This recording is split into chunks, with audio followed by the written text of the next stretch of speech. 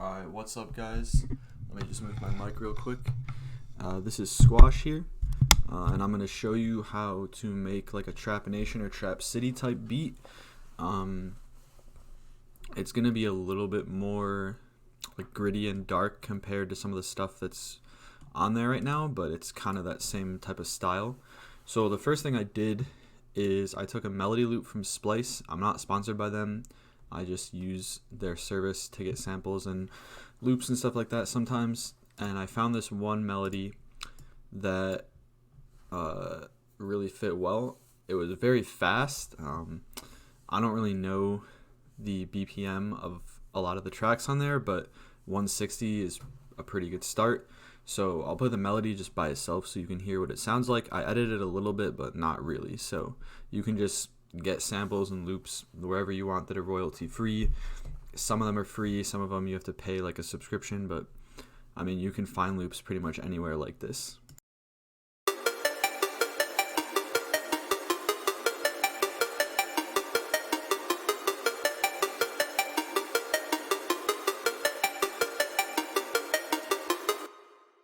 So that's that. The only thing I did to it, I'm pretty sure, is an EQ and a reverb. So I put Fruity Reverb 2 and an EQ to cut out all the lows because it had a bunch of like gritty noise in the background that had a bunch of like low frequencies, which was gonna fuck with the 808. The next sound is kind of just like this screech in Nexus. It's kind of like a secondary brass shot, I guess you could say. I play it every now and then in the track. It's kind of like a string, sort of, but like little elements like that in the background kind of fill the space in these type of tracks, which really helps. I have an actual brass shot, which is actually a pretty high register one. Normally there's kind of like these big thunderous like low ones, but this one's kind of high. So I'll show you what that sounds like.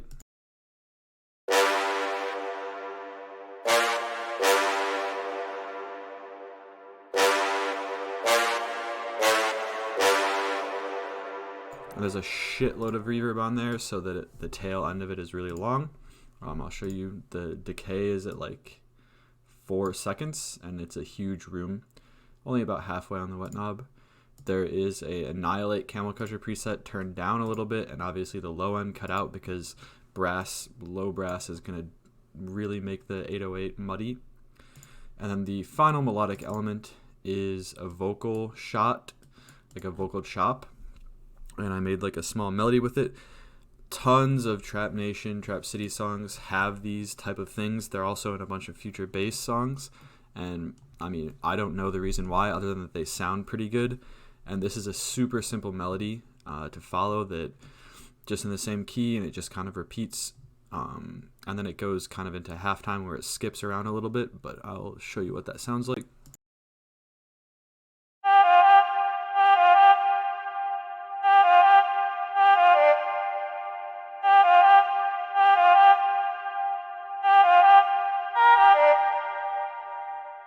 Obviously a bunch of reverb. This is a preset in Nexus in a expansion that I just downloaded that was free. It's called Angel's Voice. So onto the drums. First we're going to go over the kick and the 808. The kick is one of mine that is in one of my packs. It's kind of like a high register kick with a bunch of high end on it that hits like really hard. You can tell from the transients on it.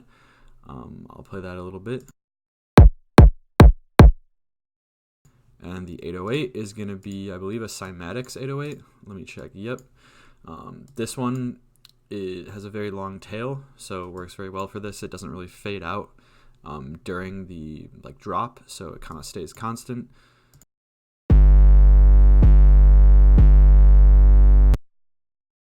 And then I have 2 snares layered. There's this one, and then there's this. And together, I'll play them and they sound like this. Pretty good.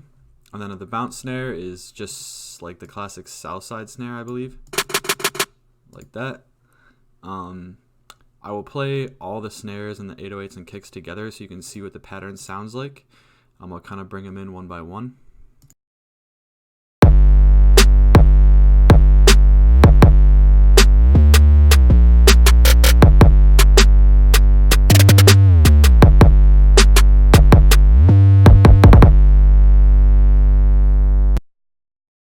So there's a bunch of bounce snares all over the place, kind of sixth notes, and then even more sixth notes over here, and then really quick, I believe 16th notes maybe? I believe these are 16th notes. They kind of go from left to right on your ear, from the pan right down here. And that's that pattern. And then there's one more snare, which is from KBZ's pack, and it just kind of bounces at the end there. So there's that. We have hi-hats. This is a Nick Mira hat, I believe. Super high register. I pitched it up, turned the out knob up, and then I have my I have a bunch of mixer presets for drums that I use. You can follow these yourself and just add them and save them. They're really easy. Pan-o-matic is just a way to pan your hi-hats automatically, so you don't have to use automation or the panning tool in the piano roll. Compressor and EQ, and the compressor is on the drums preset, I believe, on Fruity Compressor. And then we have a cymbal crash. Sounds pretty good. And then we have a chant from my pack that has reverb, and I pitched it up a ton because the chant that I had was very low pitch and it didn't sound very good with the rest of the beat. And then we have a bunch of other random elements that you may or may not need for this type of track. It depends on kind of what you're going for.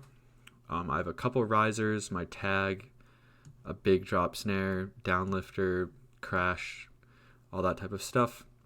So I'll play the riser first. This is basically, I don't really even know where I found it. Let's see. Riser, it's from a Metro Boomin pack, I believe. And then at the end, on the last beat of the 8th bar, it kind of like stutters really quickly before the drop. So I'll play that.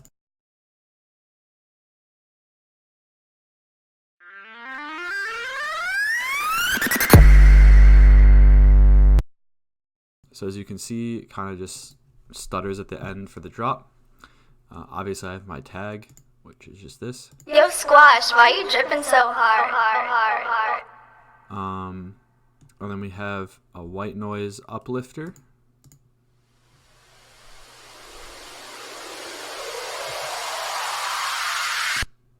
And then we have a big reverb snare that hits before the second drop.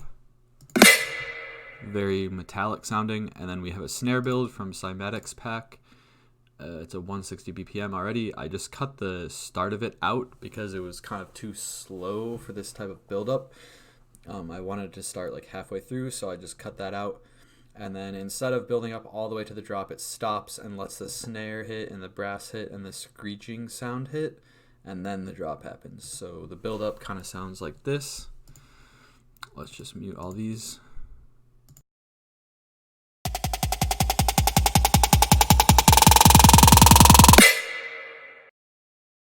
So that is what that sounds like. I have a volume automation on it as well as a pitch multiplier, or a pitch envelope, sorry, that kind of makes it go, the snare go up a little bit at the end.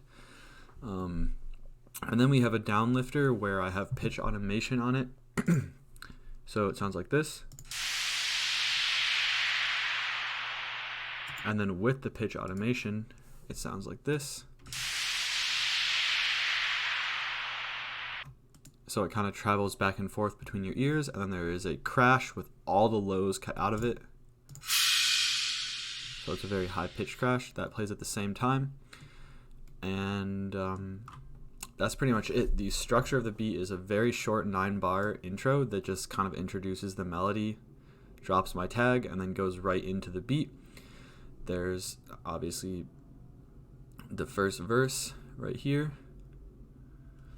And the thing you need to know about these types of tracks is if you kind of just make it like a regular beat and just have all these patterns play, like if I just copy pasted 9 through 25 these bars and put them here and then put them here as well, it would get a little bit stale, especially after the third verse or chorus, whatever. I don't really know what the fuck I'm talking about with like arranging terms, but essentially you just want to add like very small tweaks to it that lets the listener know that it's like a new section. So for this first one, right at the end, I have a bunch of kicks play and everything cuts out. So I'll play that really quickly.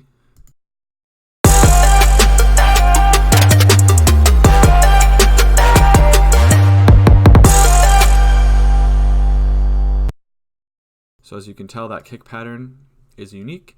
Then over here, we have it cut in the middle to play just these 808s that kind of staircase downward and bend into each other. And then right after the second part, a high pitch 808 bend happens by itself.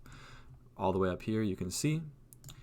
And then for the second 4 bars of this 8 bar section, all of the fast percussion and the extra melodies are cut out. So it kind of just breaks down.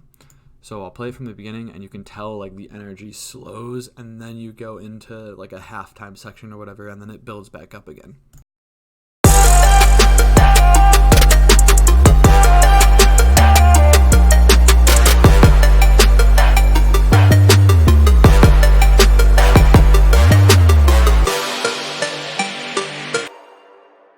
So as you can see, the energy slows down right there, and then it fully stops right when the downlifter happens, and then you know a new section is coming. And then over here, there's no riser or anything. It's just a blank noise drop. So everything just cuts for really quickly, and then the drop comes in. And then we have one more little variation of some high-pitched 808s playing, and then the last 8 bars where the 808 and kick are still there are just the 808 and kick, and snare, and then there's like the brass melody playing, and then it downlifts into the like fade out. And so that's the structure of the song. The full song is like 2.5 minutes, a little bit on the short side, but fuck it. I was kind of too lazy to make more shit with this one. This one took like 30 minutes to do, and if a beat to actually just make it is taking you more than like an hour to make, then you should just stop fucking with it and just try a new beat. You should be able to fully make like an 8 bar loop in like 5 to 10 minutes once you get it down. And then like all the mixing, mastering, all that stuff comes after. You just have to get the basic idea down pretty quick. Otherwise, you're just going to be stuck like with beat block and just sitting there like, fuck, what do I add? Like none of this shit's working. Just fucking close the project and try something new. So this one was taking me a little bit longer, but I did eventually finish it in like 30-35 minutes. So this is how it came out, and I'm going to play the full beat and then upload the full beat to my channel as well so you can listen to that. But yeah, this is the full beat. I hope you guys enjoy.